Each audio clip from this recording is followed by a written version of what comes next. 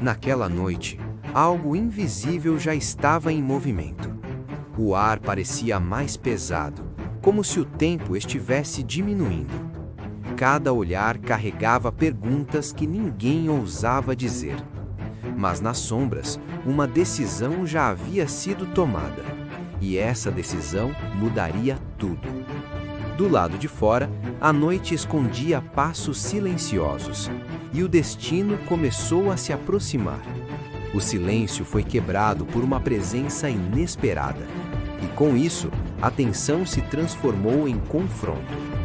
Um gesto simples selou o momento, e a esperança foi entregue nas mãos do julgamento. A noite se transformou em um caminho de acusações, e palavras foram usadas como armas. A multidão crescia, e com ela a pressão, e a decisão foi tomada sob o peso da voz coletiva. O caminho agora levava à dor. Cada passo marcava um momento irreversível. Alguns choravam, outros apenas observavam. E então a colina surgiu diante de todos. O momento final estava próximo e o céu começou a mudar. A dor era visível, mas o significado ainda não. O mundo parecia segurar a respiração, e naquele instante tudo mudou. O que parecia fim era apenas o começo. Mas o silêncio daquele momento não era vazio. Era carregado de significado. Algo invisível estava acontecendo além do que os olhos podiam ver. O céu escuro parecia responder ao que acabara de acontecer. E a terra começou a reagir com uma força inesperada. Um tremor percorreu o chão como se a criação estivesse em luto. As pedras vibraram como se guardassem um segredo antigo. E em um lugar distante, algo impossível aconteceu. O véu do templo se rasgou de alto a baixo. Uma barreira antiga havia sido quebrada. O acesso que antes era impossível agora estava aberto. Mas poucos entenderam o que aquilo realmente significava.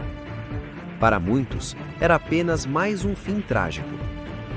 O corpo foi retirado com cuidado e silêncio.